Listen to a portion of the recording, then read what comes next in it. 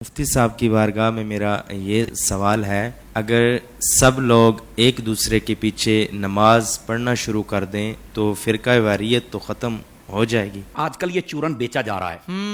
میں ایک سادہ سوال کر لیتا ہوں۔ پہلی بات، کیا قرآن و حدیث میں کہیں پر یہ موجود ہے حکم کہ اگر سب ایک دوسرے کے پیچھے نمازیں پڑھ لیں تو یہ ختم ہو جائے گا کام؟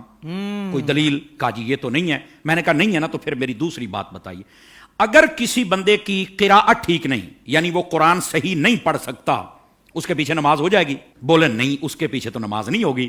تو میں ایک سادہ بات کہنے لگا ہوں، سارا سمجھ آ جانا چاہیے۔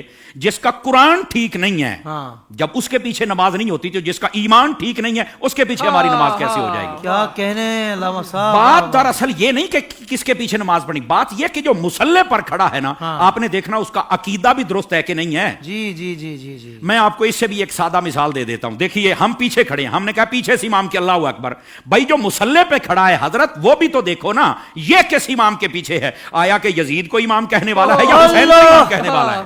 کیا کہنے، تو ذرا اس بات کو سمجھو نا۔ حالانکہ جب حضرت امام حسین کو ہم امام کہتے ہیں تو ہم بیچ میں صحابہ کرام علیہم رضوان کا لحاظ بھی رکھتے ہیں، یہ یاد رکھ لیجئے۔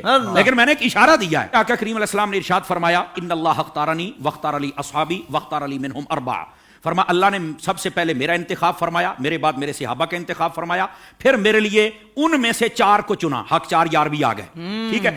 پھر اس کے بعد فرمایا، اس کے مختلف پہلو آگے ہیں، مختلف الالفاظ والطرق والسند، یہ روایت ہے، لیکن ایک روایت یہ بھی ہے، فرمایا ان قریب ایک قوم آئے گی، ینتقصونہم ویسبون اصحابی، جو میرے صحابہ کرام میں سے نقص نکالے گی، عیب نکالے گی اور گالیاں دے گی۔ فرمایا جب یہ آئے تو حضور ہم نے کیا کرنا ہے؟ فرمایا لا تواکلوہم ولا تشاربوہم ولا تسلموا علیہم ولا تسلوا معہم ولا تناکحوہم، او کما قال علیہ السلام۔ میرے آقا کریم علیہ السلام نے فرمایا نہ ان کو سلام کہنا ہے، نہ جواب دینا ہے، نہ رشتہ دینا ہے، نہ لینا ہے، نہ روٹی پکا کے ڈالنی ہے، نہ ان کے ساتھ کھانی ہے۔ اور میرے نبی کریم علیہ السلام نے فرمایا مر جائیں تو جنازہ نہیں پڑھنا، ان کے ساتھ نماز نہیں پڑھنی، سمجھ آ رہی؟ ان کے ساتھ نکاح نہیں کرنا۔ تو میں نے کہا یہ ہمیں چورن مت بیچو، ہم نے حضور کی حدیث پڑھی ہوئی ہے۔ اگر کوئی چاہتا ہے کہ ہمارے سامنے کھڑا ہو کر ہمارا امام بنے، امام بننے سے پہلے بندہ بن کے مجھے یہ بھی بتائے تیرا نبی کے بارے میں کیا عقیدہ ہے، تیرا صحابہ کے بارے میں کیا عقیدہ ہے، تیرا افضلیت صدیق اکبر بکار بارے میں کیا عقیدہ ہے، تو کل صحابہ کو جنتی مانتا ہے یا نہیں مانتا، تو نبی پاک کی اہل بیت کے بارے میں کیا کہتا ہے، یہ سارے عقیدے مجھے بتا دے، میں تیرے پیچھے کھڑا ہو کے نماز پڑھ لوں گا۔ کیا کہنے، کیا کہنے۔ ویسے یہ جو نمازوں کا شوق ہے نا، میں صرف اتنی بات بتا دوں بھائی جان، یہ ترمذی شریف میں روایت موجود ہے۔ ایسی روایات جب آتی ہیں تو پھر بیٹھ جاتے ہیں کیڑے مکوڑے، یتیم العلم یزید الفکر، وہ بیٹھ کے کہتے ہیں کہ نہیں یہ یوں نہیں، یہ یوں نہیں، یہ ٹھیک نہیں۔ میں نے کہا حضرت جب آپ کی اصل ہی ٹھیک نہیں تو آپ کو یہ بات کیسے سمجھ آئے گی؟ نبی پاک علیہ السلام تشریف فرما ہے، ایک شخص آ گیا، اس نے کہا حضور فلاں شخص فوت ہو گیا، جنازہ پڑھانا۔ فرمایا ہم نے نہیں پڑھانا اس کا، حالانکہ مشکاہ شریف پڑھ لو، حضور نے فرمایا جب کوئی فوت ہو جائے مجھے بتا کرو، جنازے میں پڑھاؤں گا۔ جی آپ اس بات کا اظہار فرمایا کرتے تھے کہ جنازہ میں نے پڑھانا، میں نے مفہوماً و مختصراً بات سنائی ہے، اس کا جنازہ کیوں نہیں پڑھا؟ جب سوال پوچھا گیا تو آقا کریم علیہ السلام نے فرمایا انہ کان یبغض عثمان ابن عفان، یہ میرے عثمان سے بغض رکھتا ہے۔ جب حضرت عثمان کے بغضی کا جنازہ نہیں پڑھنا تو بتاؤ پھر ابو بکر کے بغضی کا جنازہ ہم کیسے پڑھ لیں؟ بتائیے کیسے ہم ان کے پیچھے نمازیں پڑھ لیں اور ان کے آگے کھڑے ہو کر ان کے جنازے پڑھائیں اور ان کے ساتھ ہم پیار کی پینگیں چڑھائیں اور ہم ان کو جفیاں ڈالیں؟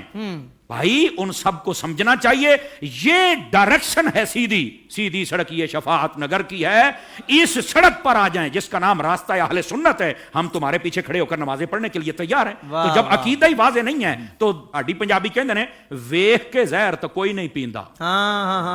حضور شاہ صاحب ہماری پنجابی ویکھ کے زہر تو کوئی نہیں پیندا، تو پھر ہم تو نہیں پی سکتے۔ ویسے اگر کسی کو زیادہ شوق ہو نا، بس نہیں وہ قرآن پڑھتے ہیں تو چھوڑو جی چھوڑو، داڑھی بھی ہے تو چھوڑو جی چھوڑو، مصلی پہ ہے، تو میں نے کہا آبا صاحب اللہ کی تفسیر اٹھا کے دیکھ لے، یہ تیرا شوق بھی پورا ہو جائے گا۔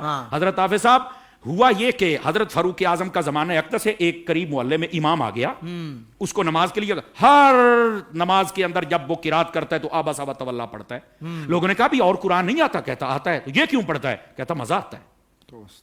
اچھا، انہوں نے کہا ذرا حضرت فاروق اعظم کی خدمت میں لے کے چلے۔ حضرت فاروق اعظم کو بتا آپ نے طلب فرما لیا، واقعہ لمبا ہے، آپ نے طلب فرما لیا۔